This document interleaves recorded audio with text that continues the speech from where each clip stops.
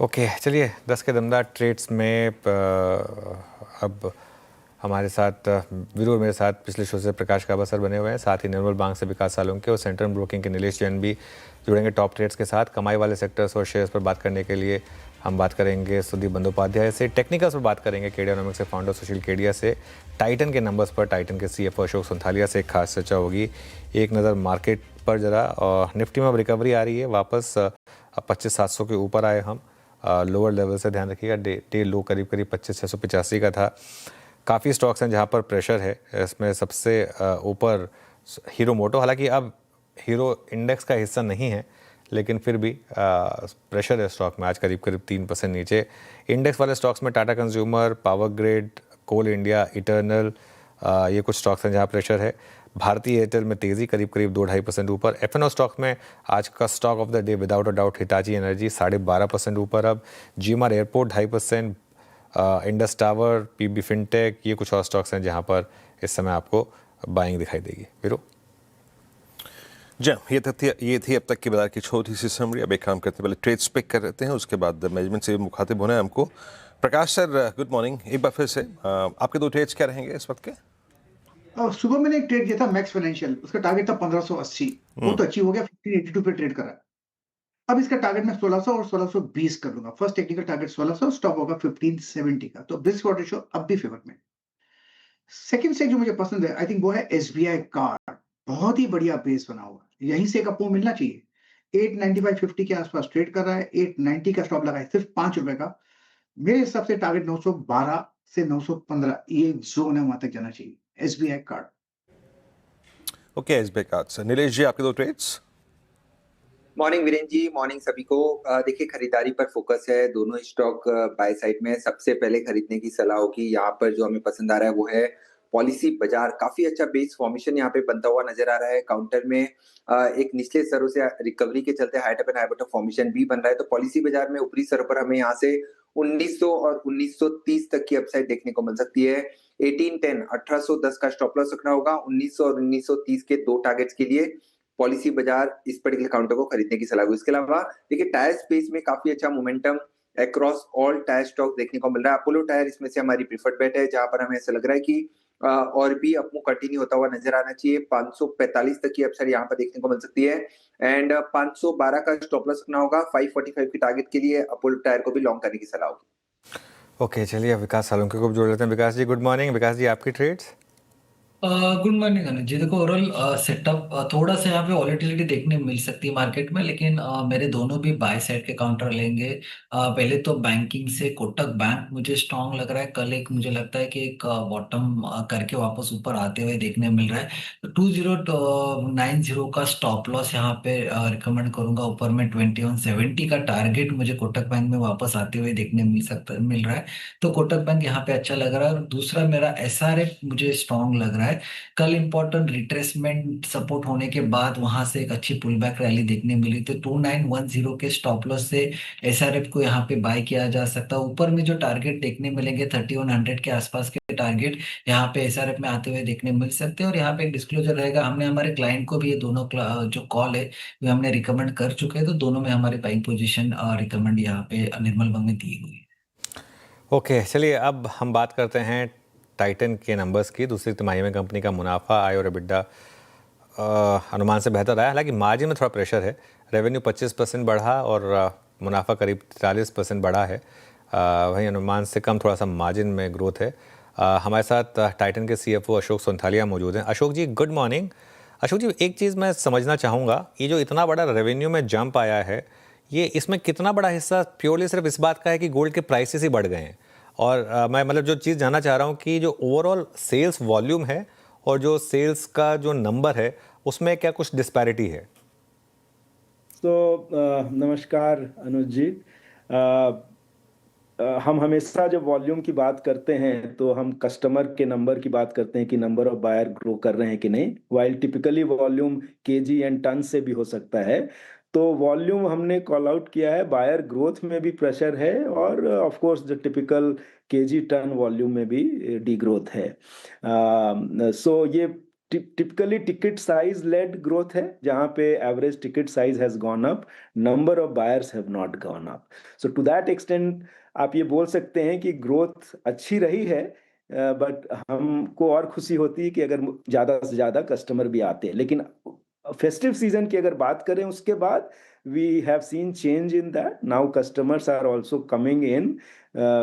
जो नए नए प्राइस हैं गोल्ड के उससे और थोड़ा माइनर करेक्शन भी अभी दिवाली के बाद हो गया है, तो अभी कस्टमर के वॉल्यूम में भी हमको ग्रोथ देखने मिल रहा है।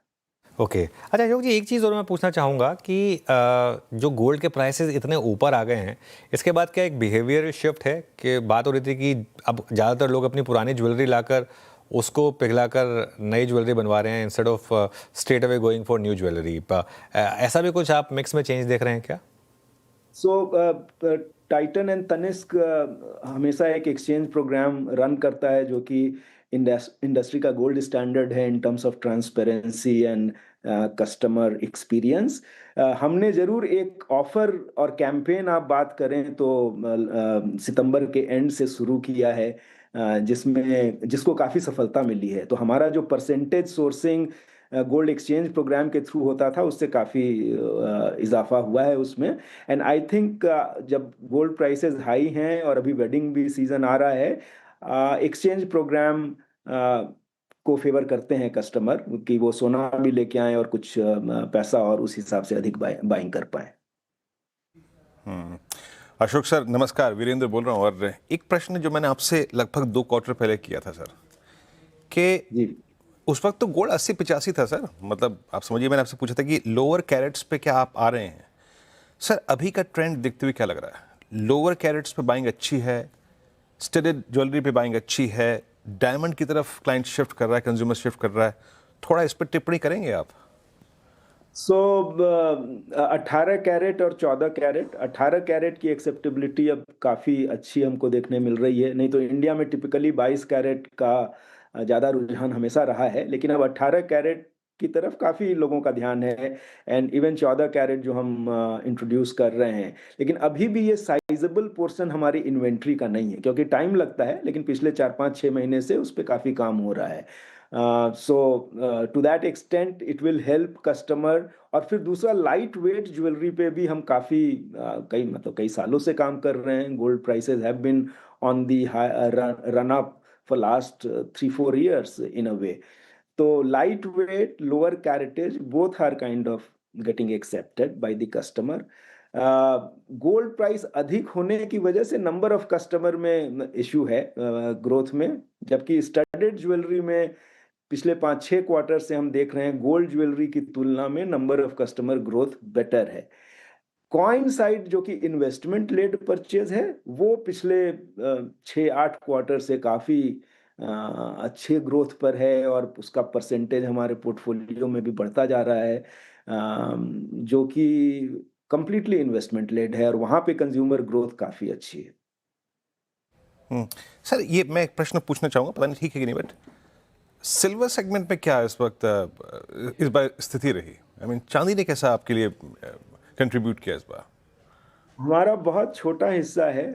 कैरेट लेन के अंदर साया एक ब्रांड है जिसमें हम सिल्वर ज्वेलरी बेचते हैं और अभी बहुत ज़्यादा स्केल में नहीं है, और थोड़ा बहुत मियाँ ब्रांड भी सिल्वर में करता है, बट बहुत ही छोटा हिस्सा है हमारे पोर्टफोलियो का। So it will not give any colour on the industry में क्या हो रहा है। ओके अच्छा अशोक जी, आपने अपनी कॉन कॉल में कहा कि थोड़ा सा मार्जिन के बारे में अभी श्योर नहीं है, लेकिन जो बाकी बिजनेसेस हैं उनमें कुछ श्योरिटी दिख रही है क्या, और ख़ास तौर से जो आपका आईवेयर बिजनेस है उसमें? दूसरा हमारा बड़ा बिजनेस वॉच का है, जिसमें एनालॉग वॉच बहुत अच्छा कर रही है और उसका मार्जिन प्रोफाइल भी इम्प्रूव हुआ है ऑपरेटिंग लेवरेज एंड प्रीमियमाइजेशन से, एंड वो लाइकली टू कंटिन्यू है। अगर आपको याद होगा अनुज, तो 12-13-14% का मार्जिन हुआ करता था वॉचेज में, और अभी 18-19 पे चल रहा है, बट मुझको लगता है 15-16% उसको मीडियम टर्म में हम सर्टेनली डिलीवर कर सकते हैं। आई केयर में Q2 की ग्रोथ सितंबर में जीएसटी अनाउंसमेंट के बाद थोड़ा डिसरप्शन हुआ था हमारे बिजनेस में, but mid tin growth number certainly achievable है और हम आई थिंक डिलीवर भी कर पाएंगे। मार्जिन उसका क्योंकि काफ़ी इन्वेस्टमेंट हम कर रहे हैं उसमें 10-11% के ही आसपास रहने वाला है, so low double digit I would say. But आप अगर देखें पूरे पोर्टफोलियो में international business has become profitable and growing very fast. CaratLane का प्रॉफिट इम्प्रूव हुआ है। टील बिजनेस जो कि कंज्यूमर बिजनेस नहीं है, B2B बिजनेस है, but it's a very very important exciting business for us, उसका प्रॉफिटेबिलिटी एंड ग्रोथ काफ़ी अच्छा हुआ है। तो ओवरऑल पोर्टफोलियो का स्ट्रेंथ, पोर्टफोलियो की क्वालिटी रेवेन्यू ग्रोथ में एंड द प्रॉफिटेबिलिटी ग्रोथ में इम्प्रूव हो रही है। ओके अच्छा सर, जब हम एक मैरिज सीजन में एंटर कर रहे हैं, थैंक गॉड कि एटलीस्ट गोल्ड प्राइसेस में एक सब्सटेंशियल रिडक्शन है। आई मीन आज आप 1.20 के आसपास खड़े हैं। फुल ईयर ग्रोथ क्या देख रहे हैं आप, और एक और चीज़, फुल ईयर मार्जिन्स का आउटलुक क्या है आपका फिर ऐसे में? ग्रोथ का आउटलुक फिर भी ज़्यादा विजिबल है वीरेंद्र, क्योंकि फेस्टिव सीजन इज बहुत ही अच्छा चल रहा है और हम बहुत ही मतलब डिलाइटेड हैं व्हाट परफॉर्मेंस इन दी, जो सितंबर के एंड से शुरू हुआ 8-9 दिन सितंबर में और दिवाली तक, और उसके बाद भी परफॉर्मेंस काफ़ी अच्छा है। तो ये तो हमको ज़रूर कॉन्फिडेंस दे रहा है कि H1 में हमने जो भी ग्रोथ नंबर डिलीवर किए हैं, फुल ईयर में हम उससे better growth number overall basis पे डिलीवर करेंगे। मार्जिन में क्योंकि गोल्ड प्राइस का बहुत ज़्यादा असर है मार्जिन पे, अभी तक हम उसको सस्टेन कर पा रहे हैं, लेकिन अगर प्राइसेस फिर से वापस गोल्ड के बढ़ते हैं, जो कि हो सकता है हो, तो उस स्थिति में मार्जिन पे थोड़ा असर पड़ सकता है, बहुत ज़्यादा नहीं लेकिन थोड़ा असर पड़ सकता है। और अगर गोल्ड प्राइसेस स्टेबल रहते हैं विथ माइनर करेक्शन, तो हम जो 11 से 11.5% का मार्जिन है वो डिलीवर कर पाएंगे। ऑलराइट, चलिए शुक्रिया अशोक जी, और ऑल द बेस्ट आपको। हमेशा मज़ा आता है आपसे बात करके। जो पूरा कैंडिड नेचर से आप सवालों के जवाब देते हैं वो सुनकर अच्छा लगता है। Thank you so much. Thank you very much, take care. चलिए आगे बढ़ते हैं। अब हमारे साथ सुदीप बंदोपाध्याय मौजूद हैं। Sudeep, good morning. Sudeep, Titan पर क्या व्यू रहेगा सबसे पहले? अनुज, मेरा तो व्यू हमेशा टाइटन में पॉजिटिव है। पिछले करीब 10-12 साल से हम लोग टाइटन में खरीदारी की सलाह दे रहे हैं, अभी भी वो मेंटेन कर रहे हैं। देखिए, इतना बड़ा साइज का बिजनेस है, इन spite of that 19% growth which include started, जहां पे की मार्जिन बहुत अच्छा है, is very very impressive I would से। बाकी भी बिजनेसेस जैसे अभी अशोक जी बात कर रहे थे आपके साथ, वहां पे भी I think there is growth and possibility of future growth as well, both eyewear as well as the watches retailing. Eyewear में तो Lenskart का IPO के बाद I think there will be a lot of valuation changes for that part of the business. Let's wait and watch on that. Again, the watch retailing also, there are comparable listed peers. So again, the valuation, imputed valuation will be again applied for Titan's watches retailing as well. So overall, I think we are very positive. अगर किसी को यहाँ पे इस segment में participate करना है, तो डेफिनेटली टाइटन के जरिए करना चाहिए लॉन्ग टर्म का नजरिया से।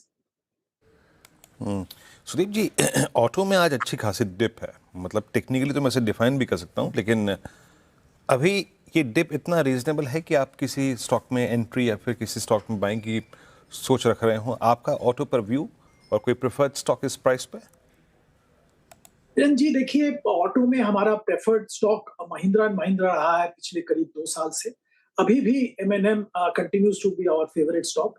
अब परफॉर्मेंस देखिए, जो एक सेगमेंट उसका मतलब ऐसा डिमांड नहीं आ रहा था, वो था ट्रैक्टर, वहां पे भी अच्छा खासा डिमांड आना चालू हो गया, परफॉर्मेंस इंप्रूव हो रहा है।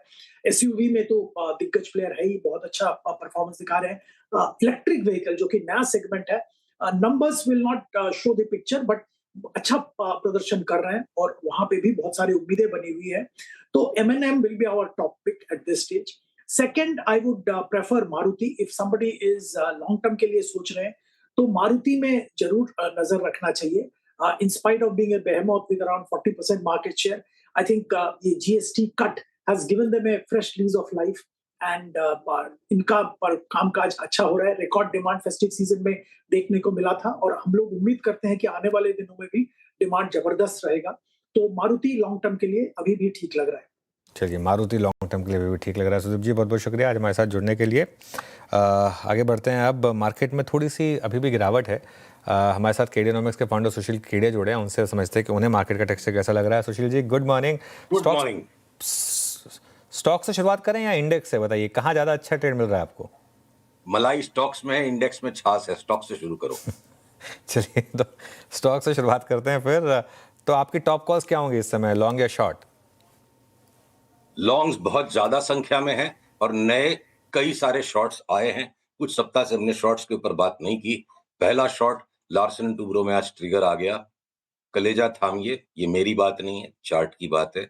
हमने अपने क्लाइंट्स को ये सलाह दी है, लार्सन शॉर्ट करके जो भी हमारे स्टॉप लॉसेस है, जो भी लास्ट हाई था, आश्चर्य मत कीजिएगा अगर इसका भाव 2800 भी आपको दिख जाए दिसंबर जनवरी तक।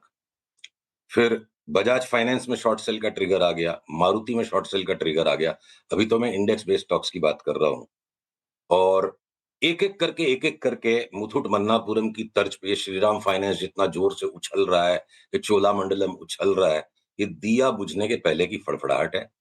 जियो फिनेंस को हम सिर्फ एक ऐसा एनबीएफसी है या फाइनेंशियल सर्विसेज का स्टॉक है जिसको हम शॉर्ट नहीं करेंगे।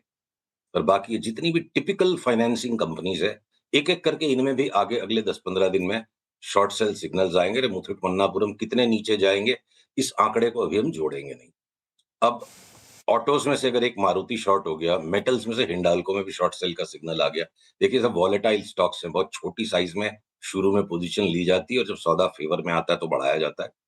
और आपके पब्लिक सेक्टर बैंक्स जिस पे हम अंधी तेजी में थे पिछले 3 महीने में, पिछले 6 महीने में, पिछले 1 साल में, पिछले 3 साल में, ज्यादातर सबके अंदर अब टेक प्रॉफिट के सिग्नल्स बनना शुरू हो गए हैं और दिन 2-4 में हम सिलेक्टिवली कई सारों में शॉर्ट सेल भी कर देंगे। ये एसबीआई में जो कंसेंसस बना हुआ है, 1000 रुपए का तो भाव आएगा ही। मैंने सारे शास्त्र खोजे, गूगल पे सर्च की, मेरे को कहीं नहीं दिखा कोई शास्त्र में लिखा 1000 रुपए का भाव आना जरूरी है। चार्ट कहती है मानसिक रूप से तैयार रहिए। क्या खबर आएगी, क्या घटना आएगी, क्या सिचुएशन बनेगी, वो तो बाद में हमेशा पता चलता है। कोई एसबीआई यहां से अगर हमें वापस 650-700 में मिल गया तो कोई आश्चर्य नहीं होगा। तो पब्लिक सेक्टर बैंक्स आउट। अब मैं इससे 1 मिनट के लिए बीच में 1 मिनट के लिए जरा सा बैंक निफ्टी को जोड़ूं। कोटक महिंद्रा बैंक में अभी भी 2400 के भाव की चाल के लिए हमने अपने क्लाइंट्स को कल ही बोला कि कोटक और लो। एक्सिस बैंक में अभी भी 5-7% ऊपर जंप अप की गुंजाइश है। अगर इंडसइंड बैंक वाइल्ड कार्ड बना हुआ है और आईसीआईसीआई बैंक जबरदस्त बढ़िया रिजल्ट्स के बावजूद मुंह फुलाए बैठा हुआ है, वो फूफापना बंद नहीं कर रहा है, घटते ही जा रहा है वो चार्ट, तो हमको ट्रेंड के साथ होना पड़ेगा आईसीआईसीआई बैंक में। एचडीएफसी के बैंक वाइल्ड कार्ड है। अभी जो फेडरल बैंक, एयू बैंक में हमने लगातार अनुज आपके साथ 6 महीने में जितनी भी बार बात हुई, तेजी तेजी तेजी बात करी, इनकी भी चार्ट पूरी हो गई है। तो बैंक निफ्टी को थोड़ा सा बचा के रखने के लिए फिलहाल कोटक, एक्सिस और इंडसइंड बैंक सहारा दे सकते हैं। बीच बीच में थोड़े बहुत बाकी के भी स्टॉक्स में अगर बम्प अप आएंगे, पर लार्जली बाकी के स्टॉक्स का बैंक निफ्टी पे अब डाउन ट्रेंड बनना शुरू हो गया है। 2 मिनट के लिए मैं लौटूं निफ्टी पर। अगर एलएनटी, बजाज फाइनेंस, मारुति, इनको तकलीफ होने वाली है, पब्लिक सेक्टर बैंकों को तकलीफ होने वाली है, तो रिलायंस हो सकता है एक सॉफ्ट करेक्शन दे दे। जियो फाइनेंस ज्यादा नहीं घटेगा, साइडवेज ही रहेगा। तो फिर निफ्टी को कंपनसेट इतने अगर ये डैमेजिंग बड़े 2-3-4-5 स्टॉक्स हिंडाल्को डैमेज करेगा तो निफ्टी के अंदर में बैलेंसिंग प्रेशर कहां से आ सकता है? मैवरिक होके सोचना या सबसे हर वक्त अलग होके सोचना, ये हमारी जिम्मेदारी नहीं है। अगर हमारी सोच चार्ट्स की वजह से बिल्कुल अलग हटके भी दिखती है तो हमें डरना नहीं है कि हमारी सोच अलग है। लोग क्या कहेंगे हम नहीं सोचते। आईटी के स्टॉक्स बड़ा पॉजिटिव सरप्राइज यहां देंगे, जिस वजह से निफ्टी के फॉल में बहुत ही डीप कंप्रेशन आ जाएगा कि 3-4% से ज्यादा निफ्टी कभी भी करेक्शन ना दे और आगे पीछे घूम फिर के ये ऊपर का ही मुंह पकड़ती रहे। ओके, चलिए, तो काफ़ी शॉर्ट कॉल हो गई यहाँ पर। लॉन्ग्स में आपका इस समय सबसे ज़्यादा जो हाई कन्विक्शन आइडियाज़ हैं वो क्या होंगे सुशील जी? टॉप लॉस लग गया तो कन्विक्शन तो तुरंत उड़ जाता है, बट हाई प्रोबेबिलिटी पैटर्न्स की मैं बात करूंगा। शब्दों को थोड़ा सा बारीक होकर चुनना जरूरी है। मेरे क्लाइंट संवेदनशील होते हैं, मैं टीवी पे आके कुछ बोल देता हूं, फिर वो कंफ्यूज हो जाते हैं। तो देखिए, कन्विक्शन में अलग अलग टाइम फ्रेम पे अलग अलग चीजें हैं। पहले मैं छोटे वाले स्टॉक से शुरू करूं।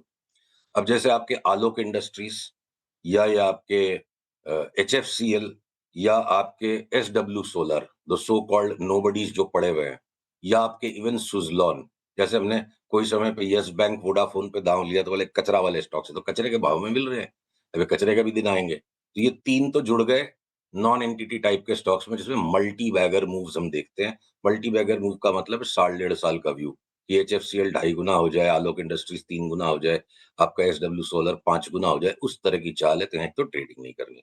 फिर मैं अगर मीडियम टर्म में बात करूं, large cap small cap mix करते रहेंगे, तो सीमेंट के स्टॉक्स पे हमारा करेक्शन का ध्यान था लार्जर लार्जर स्टॉक्स में। डालमिया सीमेंट्स 20% घट गया, श्री सीमेंट घट गया और अल्ट्राटेक सीमेंट घट गया। अब इन तीनों में एक बार 20% तक की ऊपर की जगह वापस बन सकती है। तो इंडेक्स के अंदर में, निफ्टी के अंदर में बैलेंसिंग प्रेशर आ गया, इतने सारे बड़े बड़े स्टॉक्स घटने वाले हैं, तो रोटेशन चल रहे हैं। अब ये न्यू एज के जो स्टॉक्स हैं, ठीक है, पेटीएम ने आके डबल टॉप बना दिया, अभी भी खास घटा नहीं है। हम 6 महीने 8 महीने के व्यू में बिल्कुल भी संकोच नहीं है हमें इस सोच को टेबल पे रख के काम करने में, कि हर रैली में हम पेटीएम बेचते जाएं और क्या पता 6-8 महीने में ऑल टाइम न्यू लो मार दे। सेम पोजीशन डिलीवरी की है, नाइका की है। तो अब नाइका के अंदर में रेवेन्यू आने लग जाएगी, बॉटम लाइन भी इंप्रूव हो जाएगी। ये सब उम्मीदों पे दुनिया कायम है। The worst enemy of A bull is eternal hope. ठीक है, तो ये उम्मीदों के ओपिनियंस अपनी जगह है, सबके पास एक मुंह है, 50 ओपिनियंस है। हम चार्ट पे चलेंगे, सारे के सारे न्यू एज स्टॉक्स एक एक करके टाइम टू टाइम हम शॉर्ट करेंगे। अब हम आगे बढ़े, आईटी में पॉजिटिविटी अगर है, सरप्राइजेस हैं। एलएनटी के अलावा एलएनटी फाइनेंस की भी चार्ट बाकी सारे एनबीएफसीज को देखते हुए भयावह लगती है। और टाटा मोटर्स मात्र एक ऐसा ऑटो का स्टॉक है जो इस वक्त थोड़ा साइडवेज रन कर रहा है, इसको हम पकड़ के बैठेंगे। अब हुंडई में अपनी बात हुई थी कि ऊपर से नीचे 2300 आ जाएगा, फिर वापस 3000 जाएगा, वो बाई सिग्नल आ चुका है। तो सिलेक्टिव ट्रेडिंग अपॉर्चुनिटीज अलग अलग सेक्टर्स में बन रही है। और हाई कन्विक्शन के मामले पे अगर आपको मैं कहूं कि एयू बैंक 400 से 900 हो गया, 400 से हमारी तेजी की बात थी, अब हम 900 से इसको वापस 400 पे खेलेंगे। ये high conviction high probability pattern है, हर रैली में इसे हमें शॉर्ट करना है। और लॉन्ग साइड पे अगर मैं आपको हाई कन्विक्शन बोलूं तो भेल जो है 260 हो जाएगा, एक बार टेक प्रॉफिट ले लेना शॉर्ट टर्म ट्रेडिंग में, वापस 230 में मिलेगा, 400 की चाल है। ये मझगांव डॉक, ये आपके कोचिन शिपयार्ड, ये सब डबल ट्रिपल हो जाने वाले स्टॉक्स हैं, तो इनको, ये high conviction by and hold वाले हमारे जो कॉल्स हैं, इनमें कोई चेंजेस नहीं है। रेलवे के स्टॉक्स में कोई चेंजेस नहीं है। जितना भी निफ्टी के ऊपर ऊपर नीचे का ड्रामा हो जाए, ये बीएसई को 4200 और सीडीएसएल को 2200, ये चार्ट बिल्कुल स्पष्ट है कि होना है। अब कल एक नया बाई कॉल हमारे यहाँ आ गया कि आईजी पेट्रोकेमिकल्स यहाँ से 50% बढ़ जाएगा। वर्ल्ड वाइड अगर सारे अल्कोहल के स्टॉक्स लास्ट 3 साल में पिट गए, इंडिया में भी उनका खूब मोटा करेक्शन हो गया, एक एक करके उनमें सब में high conviction high probability patterns के साथ बड़े बाई कॉल्स ट्रिगर हो जाएंगे। तो अलग अलग सेक्टर्स और अलग अलग स्टॉक्स अलग अलग टाइम पे अलग अलग काम कर रहे हैं अनुज। खैर ठीक है, काफ़ी छोटे स्टॉक भी आप डिस्कस कर रहे हैं यहाँ पर। अच्छा, अगला आरबीएल बैंक क्या लग रहा है आपको, जो एक वन वे स्मूथ मूव दिया, वो 140 वाला जो था आपका कॉल, वो अब डबल से ज़्यादा हुआ। नेक्स्ट आरबीएल बैंक क्या होगा? तो चलिए अपन चार्ट्स के साथ बात कर लेते हैं। हाँ, पीसीआर से अनुरोध है, ये बंधन बैंक की चार्ट मेरे स्क्रीन पे दिखाएं। समय ले रहा है, ये अग्नि परीक्षा लिए जा रहा है। पर आपको मैं 2 बातें बताऊं। जिस दिन बंधन बैंक ये ऊपर वाली काली लाइन के ऊपर निकल गया, समझो 160-65 के ऊपर, 160-65 के ऊपर जिस दिन, 175 के ऊपर जिस दिन निकल गया, हमारे यहाँ 500 रुपए का कॉल ट्रिगर हो जाएगा। और जब तक ये 175 के ऊपर नहीं निकलता है, इसको रूल आउट नहीं किया जा सकता कि एक बार 119-20 दोबारा ना हो जाए। तो ऐसी परिस्थिति में कोई त्राहिमाम आ गई, आखिरी त्राहिमाम, आखिरी मारकूट आ गई इसमें, 119-20 आ गया, हम आधा माल हिम्मत करके ले लेंगे 10 रुपए का स्टॉप लॉस लगा के। और 170-75 के ऊपर उसके बावजूद बाद जब चल पड़ेगा, तो बाकी का आधा माल भी लेंगे और स्पेकुलेशन भी स्टार्ट करेंगे। तो देखिए, स्टोरी अगर पहले ही पता चल जाए, तो फिर भाव यहाँ क्यों रहेगा? ये भाव बता रहे हैं कि कोई स्टोरी पक रही है अंदर। और ये भाव के अलावा हमें सिर्फ इतना ही फंडामेंटल फिल्टर देखना है, इस भाव से खोटा है क्या, नहीं है। तो जब ये ट्रिगर्स आएंगे, हो सकता है इस बात को 2 महीने लग जाएं, 2.5 महीने लग जाएं, ओवरऑल एक बार लगता है शायद आखिरी करेक्शन बचा है, तो क्या पता 2026 का स्टॉक आरबीएल की तर्ज पे बंधन बैंक भी बन जाए। ओके, चलिए तो बंधन बैंक ये एक सर आपके लिए, लेकिन एक क्राइटेरिया के साथ कि अगर उस पर्टिकुलर लेवल जो लेवल बताया सुशील जी ने वो क्रॉस करे तभी। एक आखिरी सवाल, निफ्टी पर क्या व्यू बन रहा है अब? देखिए, निफ्टी के अंदर में ऐसा है कि कुछ करेक्शन तो हो चुका है और जिसको पता ही नहीं चला उतना करेक्शन आ गया। पीसीआर इस चार्ट को कृपया दिखाएं। देखिए, निफ्टी पे दो व्यू बन रहे हैं जो दोनों अलग अलग टाइम फ्रेम पर।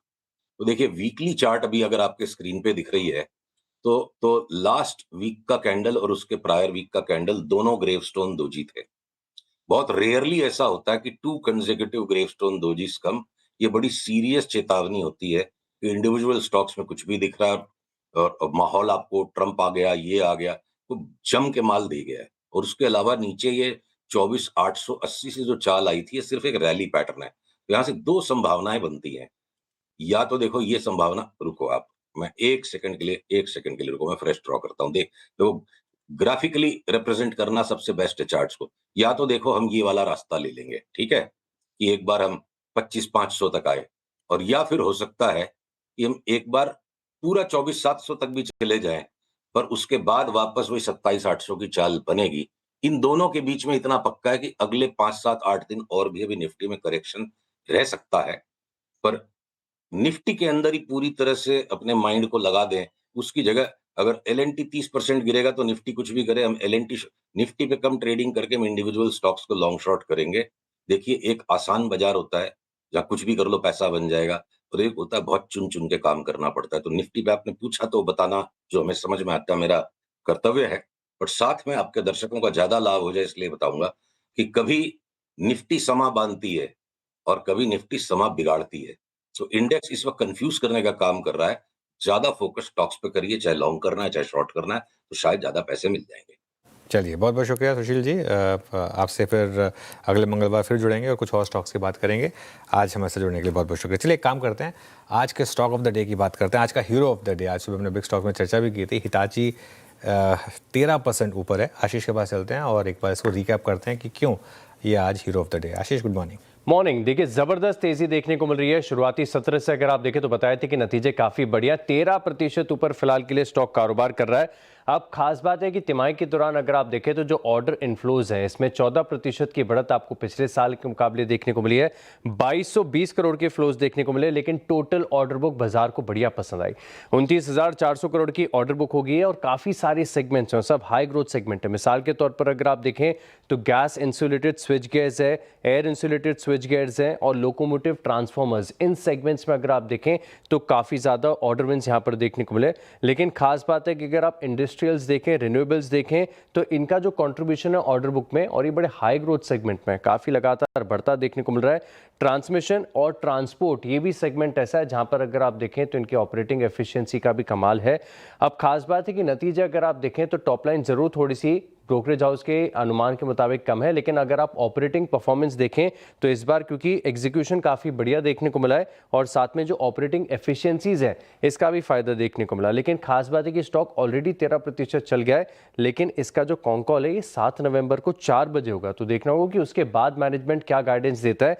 लेकिन फिलहाल वैल्यूएशन के लिहाज से देखें तो स्टॉक बड़ा महंगा है, ऑलमोस्ट 75 टाइम्स FY27 EPS पर ये स्टॉक चल रहा है। लेकिन अच्छी ऑर्डर बुक और एग्जीक्यूशन के चलते अगर आप देखें तो स्टॉक में बड़ा मूव नजर आया। बिल्कुल, बहुत बड़ा मूव स्टॉक में। शुक्रिया आशीष। चलिए, इस शो को समेटेंगे। यहाँ पर मार्केट में हल्की सी रिकवरी है, लेकिन अभी भी कुछ खास नहीं है। इस शो को समेटेंगे और उसके बाद शेयर और कंचन आपके लिए लेकर आएंगे ट्रेडर्स हॉटलाइन।